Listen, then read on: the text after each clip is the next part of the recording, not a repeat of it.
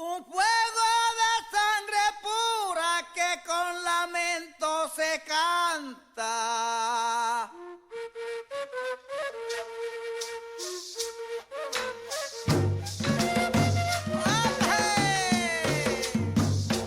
Cumbia, cumbia. Carlos y tu hija Silvia María en Barranquilla.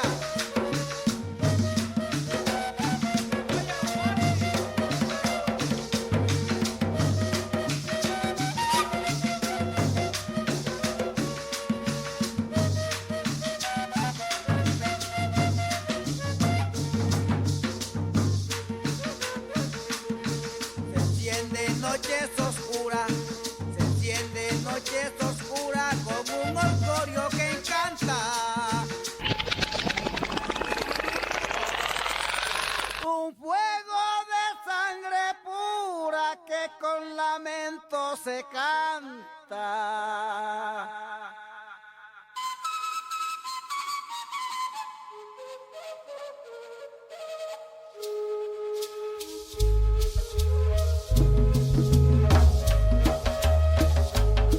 Se enciende noches oscuras, se enciende noches oscuras con un orgullo que encanta. Los repiques de tambores, la raza negra levanta y el indio pasivamente con su melódica gaita interrumpen el silencio cuando una fogata baila. Y yo siento por mis venas un fuego que no se apaga.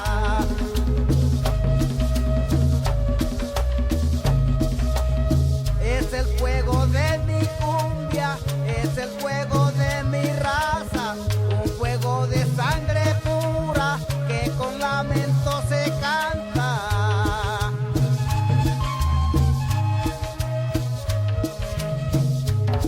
Un fuego de sangre pura que con lamento se canta.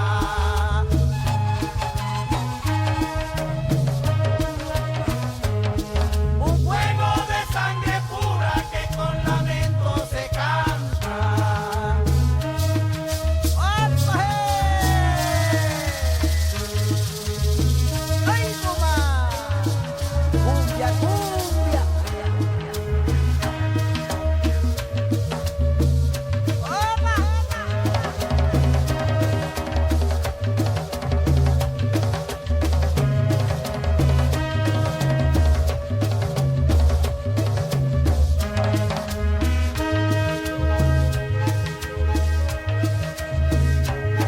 Mi tierra huaca explorada, mi tierra huaca explorada, sin tribus y sin cacique. La raza negra ha quedado, que con alegría nos visten, porque con fuerza y valor ganaron el paso libre. Hay mezclarse su cultura con la del indio aborigen, hacen dilar el lamento que hoy nuestra tierra vive.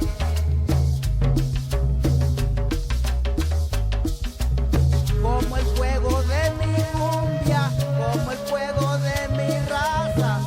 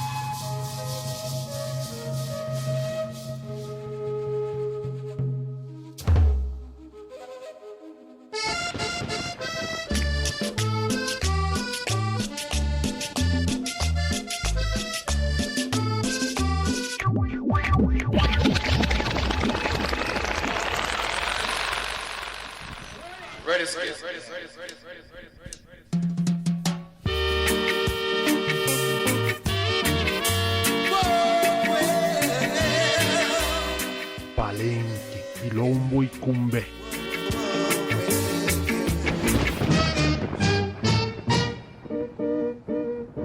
Otra forma de percibir y diseñar nuestra realidad.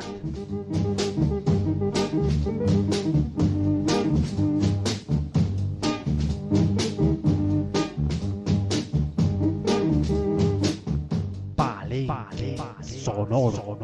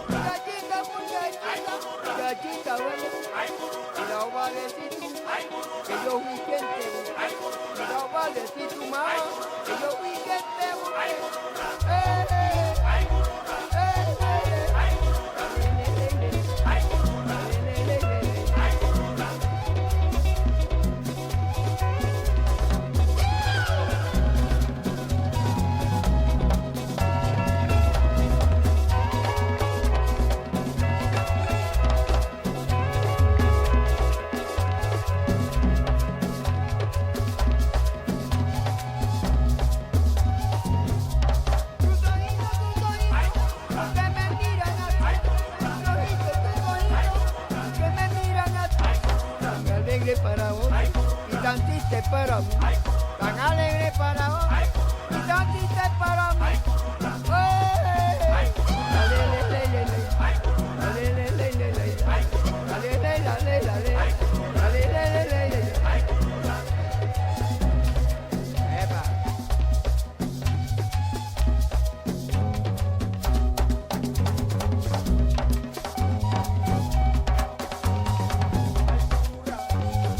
Ay corona, ay corona, ay corona, ay corona, ay corona.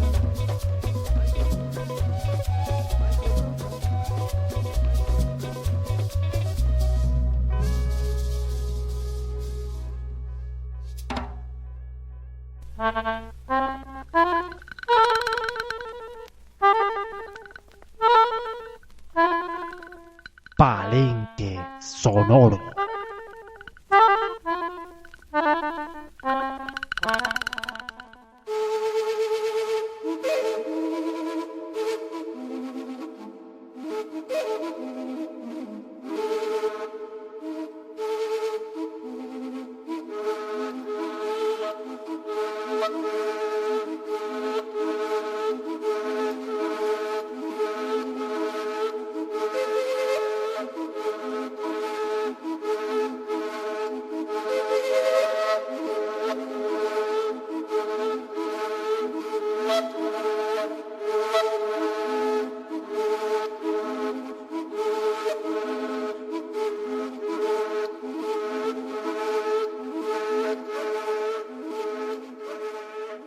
Buenas tardes a toda la audiencia de la radio comunitaria Suba al Aire 88.4 y también a toda la gente que se enlaza en esta tarde con el Palenque Sonoro. Un abrazo cordial a los oyentes de esa loca localidad de Suba y Engativá, que en este momento prenden sus oídos y prenden su cerebro a esta versión del Palenque Sonoro. Y estamos gratamente acompañados de Diego Gómez. Él es el director del sello discográfico Llorona Record y también quien en el 2014 nos sorprendió como coproductor de un maravilloso álbum, el Dub de Gaitas, la cavación del mundo. Proyecto que juntó la magia de los gaiteros de San Jacinto y también esa magia de uno de los productores más reconocidos en el ámbito del dub en Inglaterra, el señor Adrian Sherwood. Es muy grato y te agradecemos, Diego, que nos ofrezcas este momento a la radio comunitaria de Suba, al programa Palenque Sonoro y no sé si quieras saludar a la audiencia. Buenas tardes o buena mañana a toda la audiencia de Radio Comunitaria Suba al Aire, al programa Palenque Sonoro. Les agradezco mucho la invitación. Me encanta estar aquí para poder compartir con ustedes lo que hacemos aquí en Llorona Records y lo que ha sido la experiencia de manejar este sello durante más de 8 años y de trabajar con los discos y los artistas que hemos logrado conectar, digamos, al proyecto de construir escena musical en Colombia, al proyecto de la industria independiente, de los sellos independientes que le están apostando ahorita a que la riqueza discográfica y musical de nuestro país, de nuestras ciudades, de nuestro campo, pues siga creciendo. Gracias, Diego. Eso de crear audiencia es súper importante. Entonces, para comenzar la entrevista, yo quisiera que nos contaras un poco de tus vivencias, de tus experiencias musicales que tuviste pues en los múltiples géneros que has tenido y que ahora avasallan pues nuestras realidades urbanas, ¿verdad? Esas influencias de tu niñez, de tu juventud, pero como desde tu experiencia, desde tu vida misma. Vale, pues les voy a contar un poquito, digamos, por qué yo terminé haciendo lo que hago. Yo nací de un matrimonio entre mi papá, que es una persona que creció en el oriente de Cundinamarca, cerca al municipio de Choachí, en la vereda de Belén, del municipio de Chipaque, y mi mamá, que creció en Gamarra Cesar, un pueblo que fue puerto del Magdalena durante mucho tiempo, y pues un pueblo de herencia, digamos, costeña, caribe, de tradición folclórica y muy vallenata también. Desde muy pequeño, digamos que siempre vi a mis padres celebrando alrededor de la música. Mi papá es cantante, ha tenido un trío por más de 40 años de boleros y música tradicional de cuerdas de Colombia con sus amigos de la universidad. Pues si mi mamá era de una familia costeña que celebraba, mejor dicho, hasta cualquier hacer almuerzo ya era una celebración, siempre había música en la casa, siempre estaba sonando el Binomio de Oro, Diomedes, La Niña Emilia, Joe Arroyo. Entonces digamos que mi infancia o los recuerdos que yo tengo siempre era de estar acompañando a mi papá a las reuniones con sus amigos a tocar boleros, o estar celebrando con mi familia en la costa oyendo La Niña Emilia, sentados en la puerta de una casa, compartiendo siempre, como en el barrio, un pueblo muy pequeño, donde estaban todos mis primos corriendo por la calle y donde tuve, digamos, la oportunidad también de como de recibir mucha de esa información y ese espíritu que traía mi madre, pues que se vino muy joven a vivir a Bogotá y pues siempre vivía con el anhelo de estar visitando su tierra. Entonces, de esa manera yo crecí, empecé a tocar guitarra, digamos, me enseñaban los amigos de mi papá o los familiares que tocaban. Luego crecí, pues sí, en el colegio empecé a tocar guitarra eléctrica, tuve grupo de punk, y poco a poco, digamos que empecé a escuchar reggae, empecé a escuchar música electrónica, empecé a coleccionar discos, luego me dio por ser DJ. Entonces digamos que en la universidad, digamos que la poca plata que yo podía ganar, pues la conseguía haciendo fiestas, haciendo conciertos, haciendo eventos, y pues desde muy pelado digamos que me encarreté con ese tema. Digamos por presión, no digo presión, sino por los anhelos de la familia, de que uno, digamos, y el miedo que uno crece en Colombia, digamos, de la seguridad económica, de crecer y tener una carrera, un puesto, pues yo como que decidí, nada, me dijeron, ¿usted qué quiere estudiar? Yo estaba como muy inseguro y decidí estudiar administración de empresas. Entonces estudié administración de empresas. Nunca fue traumático, la verdad lo disfruté, e igual mientras estudiaba estaba haciendo música, estaba viendo materias de literatura, de artes, de música, y entonces pues cuando me gradué ya tenía como muy claro. Yo entré a la universidad muy joven, a los 18 años, y pues en esa época yo creo que no tenía como claro de verdad qué iba a hacer en mi vida. Cuando terminé la universidad yo dije, no, pues ya terminé esto, está bien, ahí está el título, pero yo voy a estudiar es música, y yo me voy a dedicar a la música, y tenía muy claro que quería empezar una empresa. Pues de eso me quedó la administración de empresas, era como quería hacer un sello, una empresa que pudiera ser como una plataforma para trabajar con música. Entonces me fui a estudiar producción de música, estudié música un rato también, y pues así nació Llorona, digamos de todo ese camino y como ese anhelo pues de uno igual tener la posibilidad de analizar la situación, de ver qué hace falta, qué se podía mejorar, de ver que tocar para los grupos es tan difíciles, que había poquitos lugares para tocar, que la calidad de las grabaciones aquí, digamos después de una época gloriosa en donde los sellos de música tropical hicieron unos discos increíbles, realmente las bandas nuevas estaban produciendo cosas muy regulares, entonces sentía que de pronto era importante aportar ahí.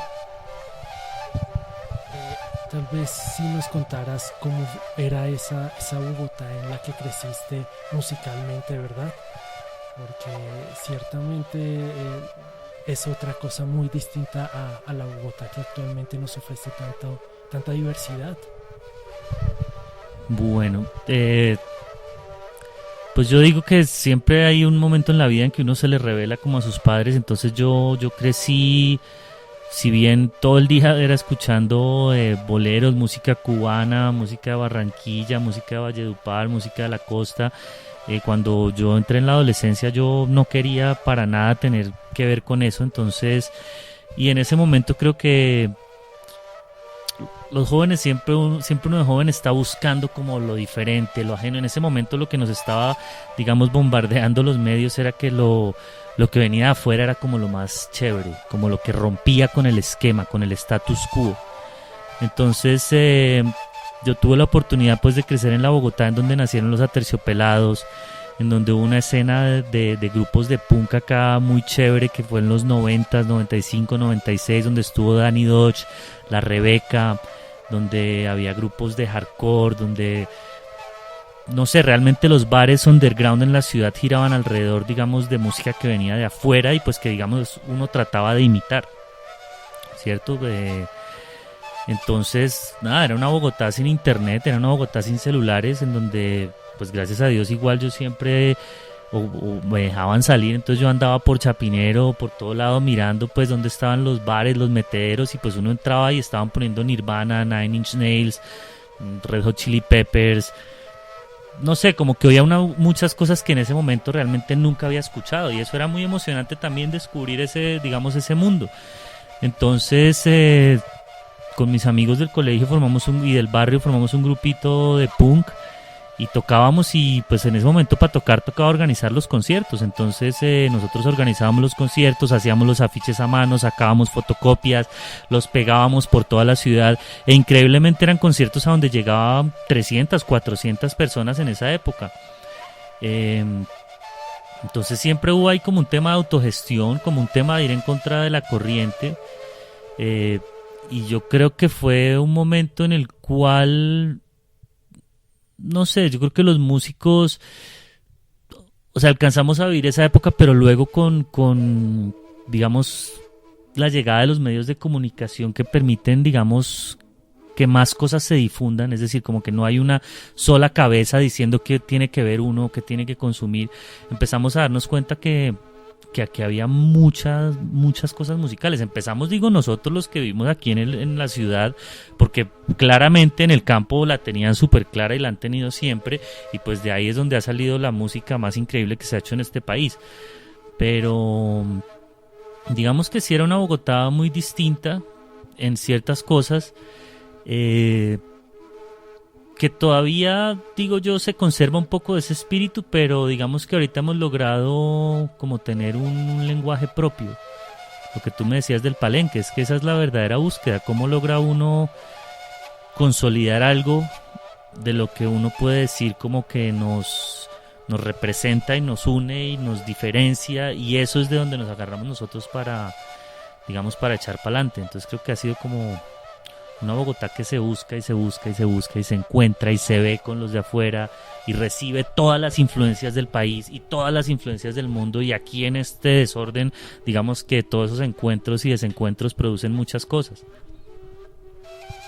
Sí, esa búsqueda incesante que caracteriza ciertos sectores de Bogotá, ¿verdad? Que es una sed por estar encontrando una identidad que tal vez aquí en este mestizaje no es tan fácil de autorreconocerse y de autoencontrarla, ¿verdad? Y digamos, ¿cómo fue otra vez ese regreso a la música colombiana?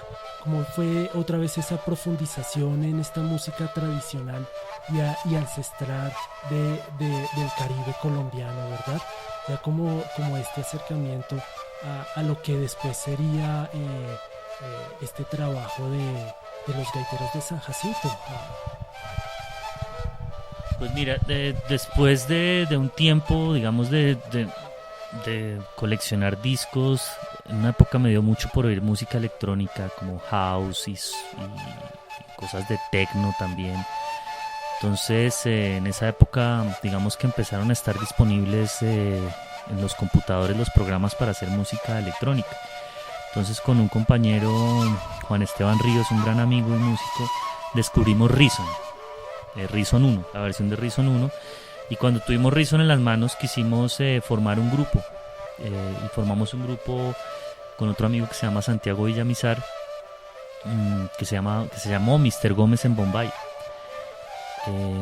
Digamos que en la búsqueda, y en ese momento queríamos que Mr. Gómez en Bombay hiciera dub. A nosotros nos gustaba mucho el dub, y ya teniendo máquinas y eso, pues en esa época no teníamos ni plata para comprar reverberaciones, ni consolas, ni nada, pues que son las máquinas con las que se hace el reggae dub, pero los programas le permiten a uno jugar a hacer dub, digo yo. Entonces digamos que en ese momento dijimos, wow, podemos hacer dub. Entonces empezamos a formar un grupo, y buscando cantantes, llegó Lisa Humet, la cantante pues muy reconocida que ahora está con Bomba Estéreo, una gran mujer, una gran cantante. En ese momento ya no cantaba.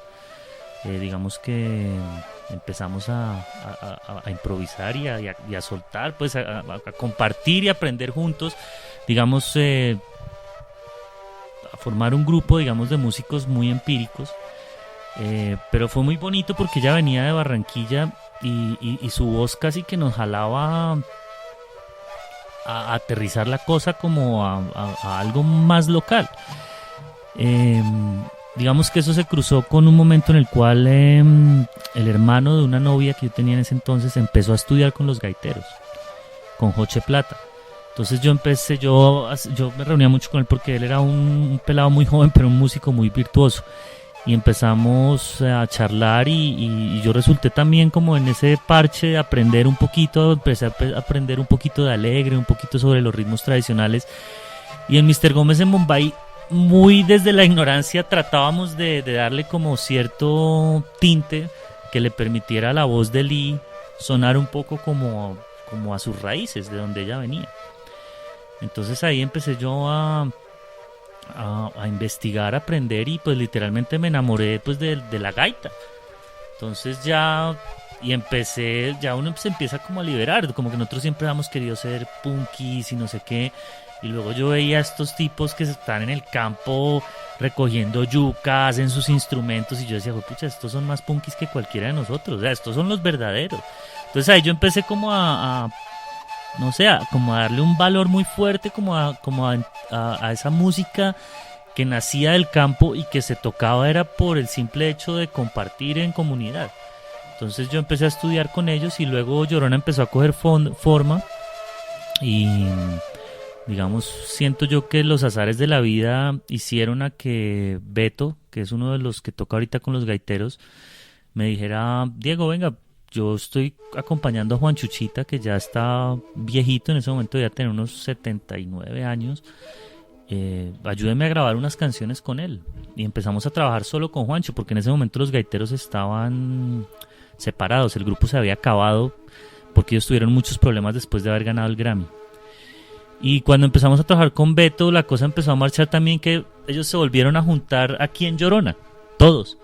Entonces fue algo muy bonito y ahí grabamos el disco Así Tocan los Indios, y pues ahí digamos que nació la historia nuestra con ellos.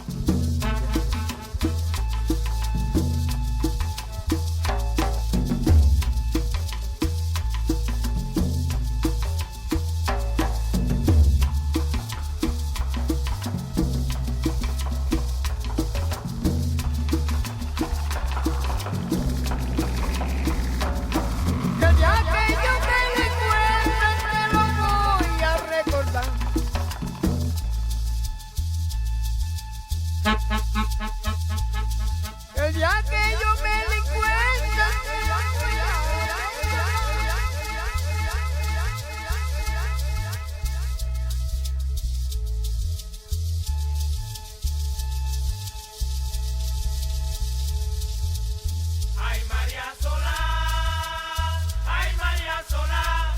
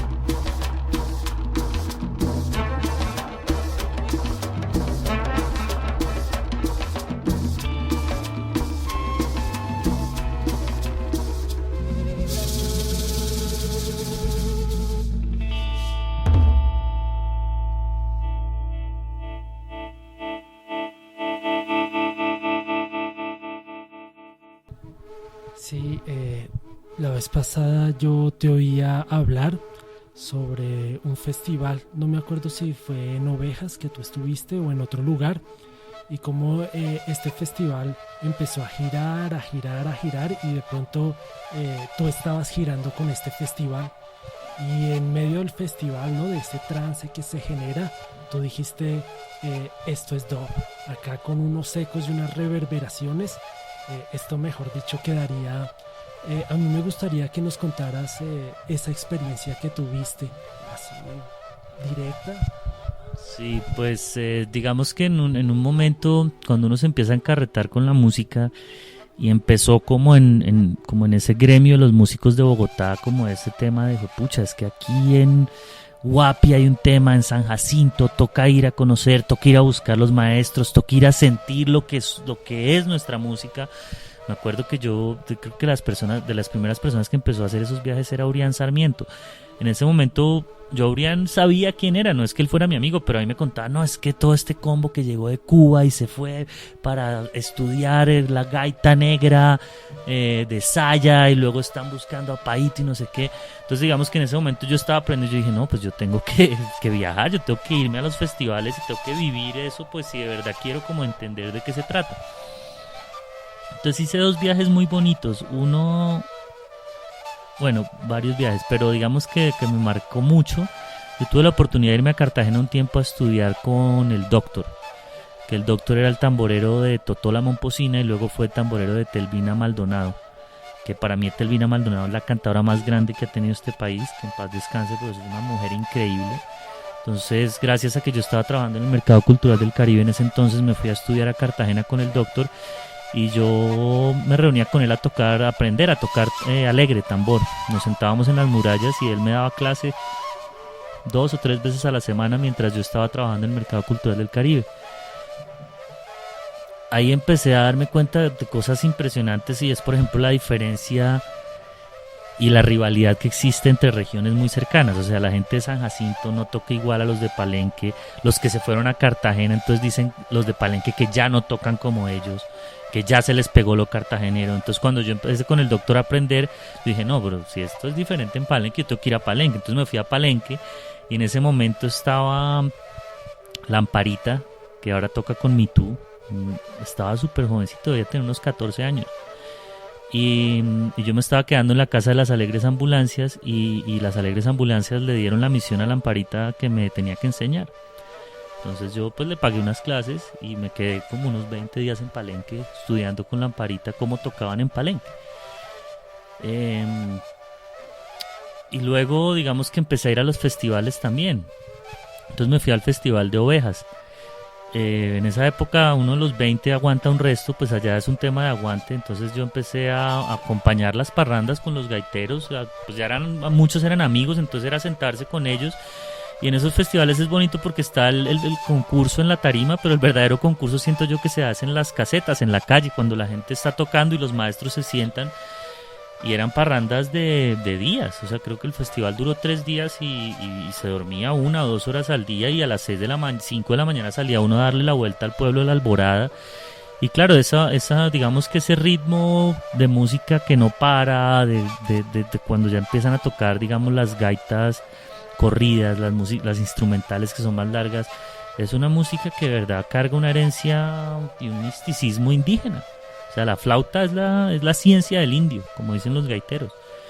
Y claro, por el otro lado, digamos, uno, digamos que muy apegado a aprender de las máquinas, de lo que hicieron en Jamaica, que el dub fue eso también en Jamaica. Digamos que el dub fue, obviamente, la música, el reggae tiene es una música religiosa, es la música para ya Rastafari.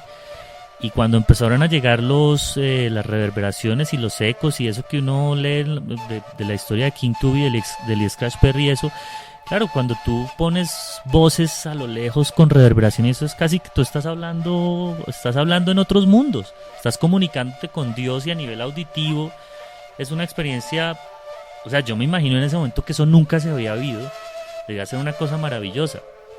Entonces yo digamos que empecé a sentir que podían ser un experimento interesante y pues creo yo que de ahí nacen las fusiones, como de entender la esencia de las cosas, de saber que hay que respetar mucho y con qué se puede jugar.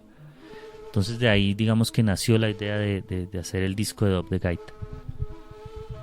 Sí, Diego, y para ya adentrarnos en el disco de dub de gaitas, a mí me gustaría que nos contaras cómo estalla esta burbuja en tu mente, ¿verdad? Digamos, en qué momento tú dices, esto, aquí se puede generar un puente entre el dub y los gaiteros, ¿verdad? Y también tú cómo empiezas a gestionar y a trabajar y realizar, llevando a lo concreto esto, ¿verdad? Sí, pues digamos la primera parte de la pregunta, ¿cómo estalla la idea? Yo creo que esas ideas se demoran mucho tiempo en incubarse y en concretarse.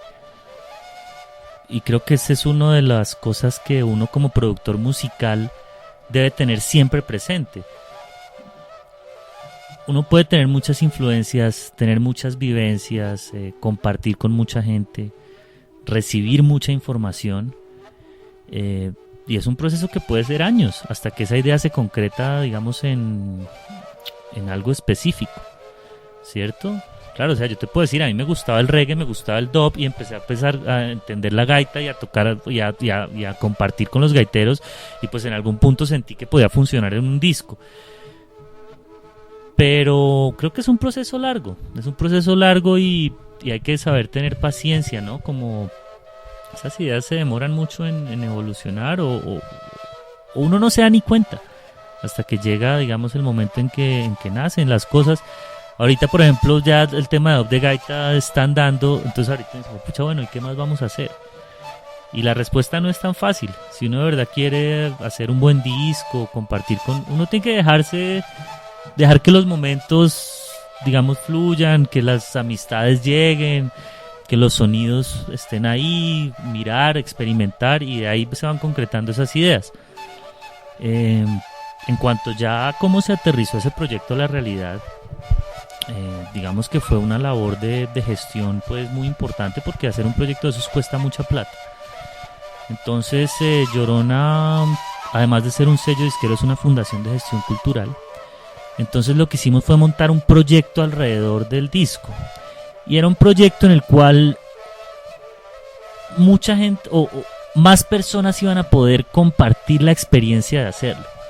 Y en ese sentido iba a ser un proceso valioso que le iba a aportar a personas que estaban interesadas en el mundo de la producción, en el mundo de la ingeniería, en el mundo de la experimentación alrededor de la música. Entonces lo que hicimos fue un proyecto en donde, por ejemplo, al Ministerio de Cultura le propusimos que invitara a representantes del proyecto de Lazo, que son los laboratorios sociales de emprendimiento que tiene el Ministerio por toda Colombia, un proyecto súper hermoso, que invitara a personas que estuvieran liderando eso a que compartieran el tema de hacer este disco, a ver qué les parecía y que aprendieran. Entonces el ministerio dijo, qué chévere, venga, yo les puedo aportar un dinero si ustedes me meten a mi gente ahí. Entonces tuvimos 8 y 10 invitados de Lazo que venían de Barranquilla, venían de Cali, venían de Tumaco, venían de Buenaventura, venían de Valledupar. Y son pelados que están aprendiendo a producir. Entonces para ellos conocer a Sherwood, estar en los talleres. Fuimos a la Universidad Fernando Sor y le vendimos a ellos unos talleres con Sherwood, otra plática que nos servía.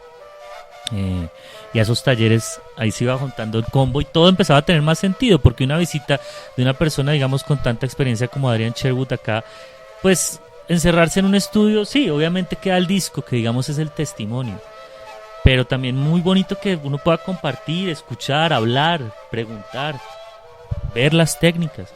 O sea, esos talleres fueron una cosa maravillosa donde yo aprendí mucho y todos los que estuvieron ahí aprendieron mucho. Entonces, digamos que ahí conseguimos otra plata. Se hizo una fiesta con Adrián Sherwood donde él tocó en vivo también, y pues obviamente aquí también prestamos plata, recogimos plata y así se pudo hacer la primera parte del disco. Los gaiteros muy amablemente se conectaron con el proyecto y digamos que ellos aportaron obviamente la música, que es lo más importante, y de esa manera pues nos reunimos aquí en Audiovisión y grabamos la primera parte del disco, que consistía en capturar a los gaiteros en vivo. En un día grabamos 17 canciones. Eso es, o sea, una cosa que yo me le quito el sombrero, es que los gaiteros son una máquina de hacer música. O sea, creo que es una banda que lleva, así no sean las mismas personas, ellos llevan más de 80 años tocando y eso se les siente en la sangre. O sea, rítmicamente, o sea, las canciones, el sentimiento, es una cosa que no es de una generación. Ellos, por eso es la responsabilidad que ellos dicen que tienen, porque ellos reciben una herencia que es una cosa ancestral. Entonces ahí se grabó la primera parte. Luego yo viajé a Inglaterra a grabar la parte con los músicos de New Sound. Nos quedamos en la casa de Adrián todos en acuartelamiento de primer grado, 8 días trabajando casi sin dormir.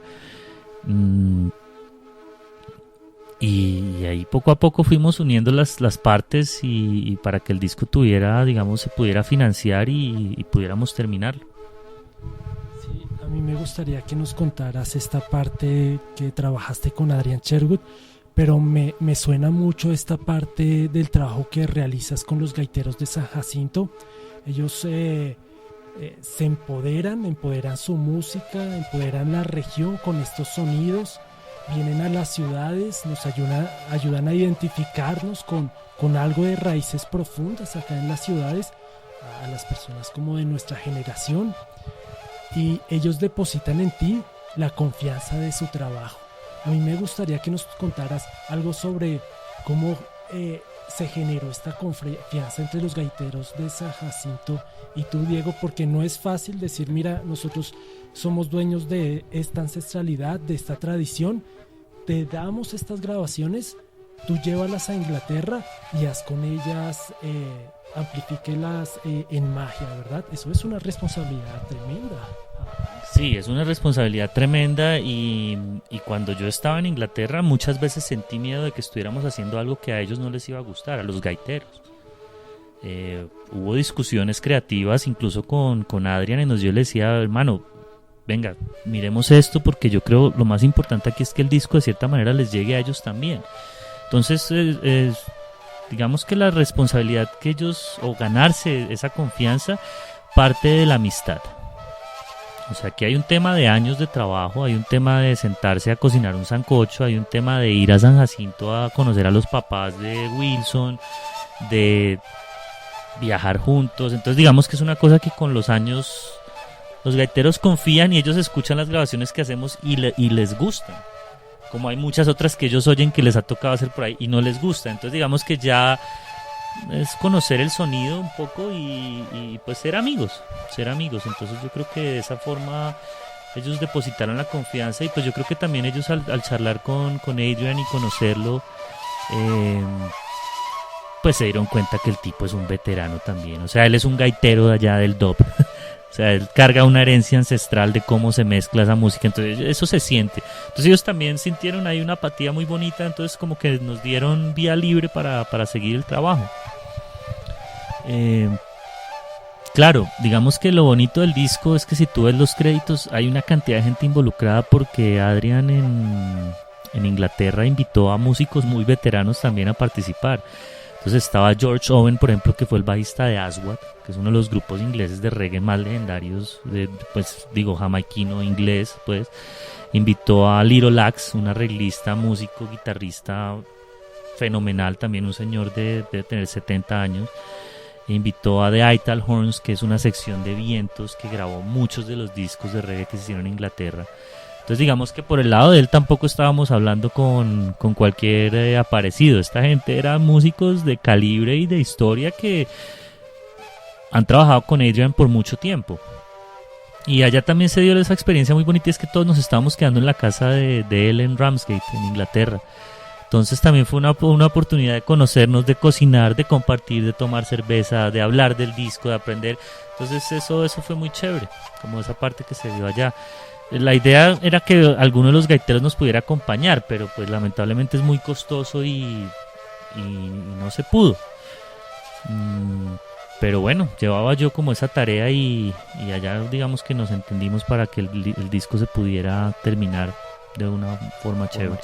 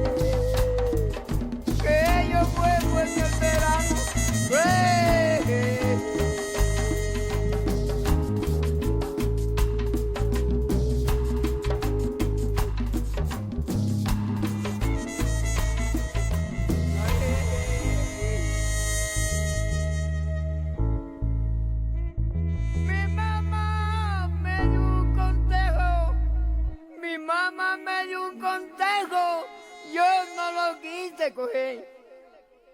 Ay, hombre, después de mi madre muerta, ay,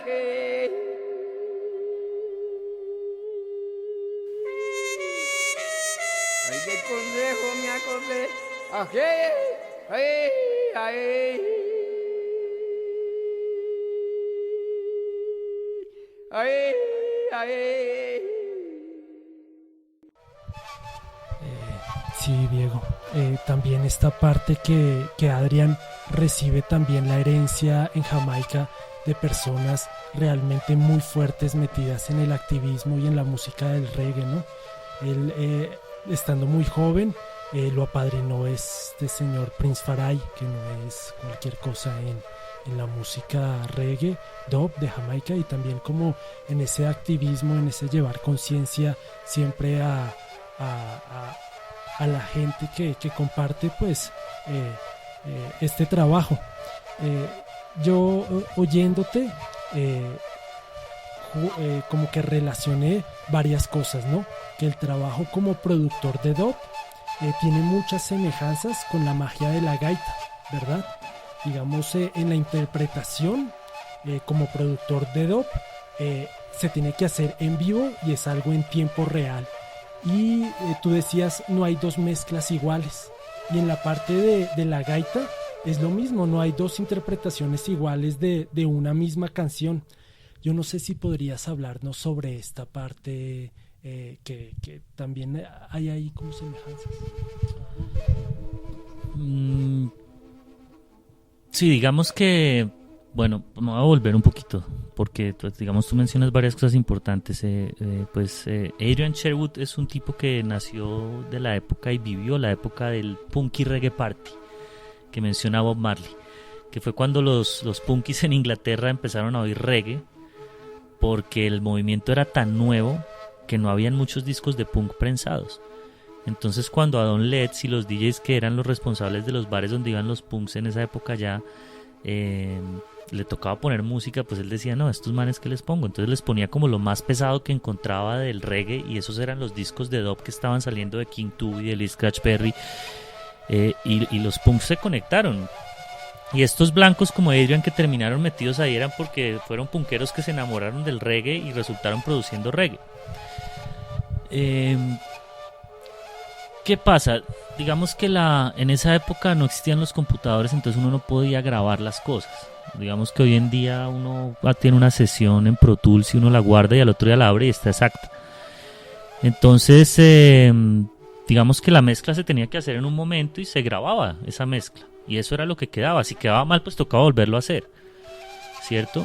Y el dub, digamos que King Tubby y Lee Scratch Perry, pues los pioneros, pues lo que hicieron fue empezar a manejar la consola como un instrumento. Y es un instrumento que en ese entonces era análogo, entonces las cosas no se podían grabar.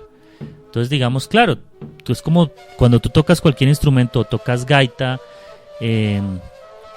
pues digamos que la interpretación es una cosa libre, es una cosa que tú haces en el momento y que fue así, de cierta forma. Lo que pasa con los gaiteros es que como es gente que viene acostumbrada a tocar como en parrandas y eso, las canciones siempre las jala es el momento de alegría. Hay canciones que en un momento pueden durar 2 minutos porque la cosa está aburrida y al otro día pueden durar 10 minutos porque la gente pidió que el ritmo siguiera, que la música siguiera. Entonces en ese sentido, al tú jugar con una consola como un instrumento, digamos que tienes ese elemento también, como ese elemento de espontaneidad, ese elemento de improvisación, ese elemento creativo que te da el momento y la circunstancia. Entonces, digamos que esa herramienta o esa forma de mezclar es bien particular, en el sentido en que, digamos que hoy en día siento yo que los computadores han hecho todo un poco más estático. Como que uno le tiene miedo a las cosas porque uno sabe que, bueno, hoy está sonando bien, pero mañana lo reviso. a ver si puedo mejorarlo, a ver si puedo mejorarlo. Y creo que una de las cosas cuando uno está mezclando un disco ahora es saber uno acabar, ¿no? Cuando uno de verdad siente que ya está listo, como uno sabe que puede volverlo a revisar, como que casi nunca, es difícil cerrar los procesos. Mientras que cuando tú mezclas de una forma análoga, las cosas tienen, o sea, son lo que fueron. Incluso yo a veces pues hago mezclas de amigos y se las mando y me dice, no, me encanta, pero mira, hay un pedacito en que no sé qué. Yo le digo, pues me toca hacer otra mezcla. Y esa otra va a ser distinta. Entonces digamos que es también como la espontaneidad, es también como muy raizal, muy cerrero, como dicen los gaiteros, es crudo, es como es. Y eso también está bien, digamos que es una apuesta estética. Bueno, Diego, te agradecemos el tiempo que nos has compartido, pues aclararnos también varias cosas que por lo menos a mí no me quedaban tan claras y tenía las dudas, y me gustaría que cerraras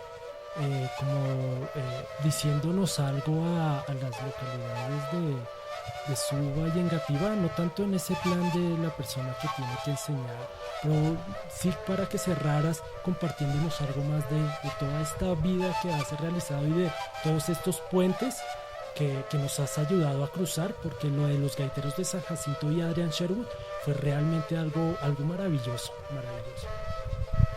Pues primero les vuelvo a agradecer pues por invitarme al programa. Me parece súper lindo poder contar un poquito de la historia, me parece súper lindo poder compartir. Digamos que para cerrar, lo que siento yo que debo decir es que la música y el arte son los espacios para sentir, para compartir, para la alegría. Y en ese sentido, digamos que lo único que uno necesita hacer es tener su voz, cantar, tener una guitarra, cualquier cosa. Y la música es ese espacio para sentarse con un amigo a decirle que uno está triste, que lo dejó la novia, o que quiere celebrar echándose unas rimas de hip hop, lo que sea. Y es así de sencillo, es que no hay nada más. Recibir lo que viene de afuera, es que el problema no está en recibir lo que viene de afuera, eso es muy importante. El problema también está en que mires lo que está alrededor tuyo. Y también en que entendernos nosotros requiere la sensibilidad de darnos cuenta pues que también somos particulares. Y esa búsqueda, digamos, de hacer algo auténtico, algo legítimo, es lo que le da mucho valor a cualquier propuesta artística. Entonces, yo creo que la invitación es a valorar mucho más el oficio de sentarse con los amigos a tocar que la búsqueda de fama y visibilidad. Digamos que yo creo que en la medida en que el oficio es como un panadero, o sea, es que no es distinto. Uno hace pan, el otro toca guitarra, es lo mismo. Por eso los panaderos son tan chéveres, los manes están guardaditos ahí tranquilos, ellos no están buscando nada más sino hacer el mejor pan. Así deberían hacer los músicos, enfocarse más en dedicarle tiempo a sus cosas, en estar atentos, en estar aprendiendo, porque hoy el mundo lo tenemos a la mano, todo lo que uno quiera ver. O sea, yo siempre que hago charlas de producción le digo a mis alumnos, miren, si usted puede ir a la universidad, vaya, pero si no, le juro que en YouTube está todo lo que necesita saber. Siéntese juicioso a estudiar, dedíquele tiempo. Y el mensaje sí es, o sea, como nos está llegando tanto afuera, pero también piense en que si en algún día usted quiere que su música vaya para afuera, de pronto lo que la va a hacer única está es aquí al lado suyo y no afuera, porque la gente también afuera quiere ver lo que traen los otros, como nosotros. Nosotros nos intrigamos de decir, uy, pucha, ¿qué están haciendo en Londres? Uy, pucha, ¿qué están haciendo en el Chocó? La gente que está en Londres quiere decir, uy, venga, ¿a qué suena Colombia? Y lo más triste, algo que a mí me enseñó mucho, que digamos yo tuve la oportunidad de vivir en Australia un tiempo, fue que yo vi a un grupo que quería tocar cumbia allá. Y yo los veía y yo decía, pucha, así se debe ver uno tratando de tocar algo que no es de uno. O sea, no era tan chévere, no porque lo hicieran, creo que ni siquiera se han tomado el tiempo de estudiarlo bien, Ahora yo digo, está bien, si unos australianos quieren tocar cumbia, excelente, pero hermano, dele su personalidad porque usted no es un San Jacintero, o sea, no se disfrace de gaitero porque usted no lo es. ¿Entiende? Entonces, es eso, es simplemente estar abierto al mundo, estar abierto a compartir y dedicarle tiempo al oficio, porque los oficios, para uno ser bueno en un oficio, tiene que dedicarle mucho tiempo, experiencia, tiene que respetar la herencia. Tiene que respetar a los viejos, aprender de los viejos y también estar atento de hacia dónde van las cosas, porque si no también se queda uno en el pasado. Diego, muchas gracias. Te agradezco personalmente y te agradecemos por parte de todos los oyentes este tiempo y este compartir la vida. Y bueno, cada quien se podrá generar sus ideas, su pensar, con lo que nos acabas de contar, que ha sido una experiencia directa. Entonces, te agradezco mucho.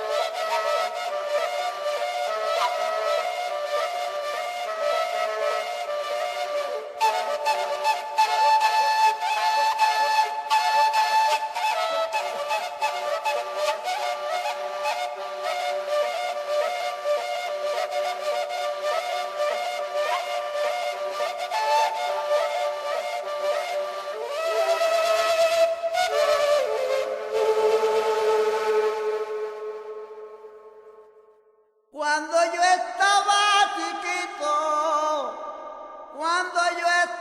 chiquito, me daban panela y coco, y ahora que estoy grandecito, me dan con la cachezoco. Mamá Virgen del Carmen, quiero que me des tu ayuda, quiero que me des tu ayuda para seguir adelante. Quiero que me des tu ayuda para seguir adelante. Siempre le he pedido a Dios, siempre le he pedido a Dios para que me dé alegría.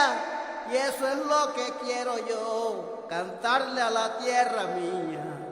Y eso es lo que quiero yo, cantarle a la tierra mía. Palenque sonoro.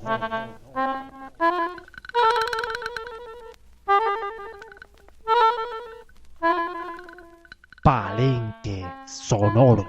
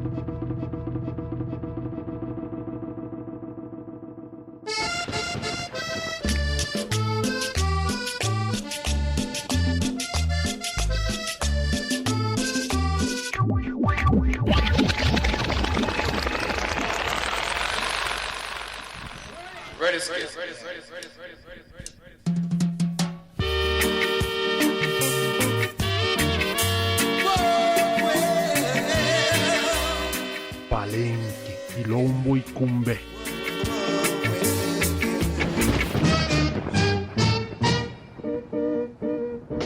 Otra forma de percibir y diseñar nuestra realidad.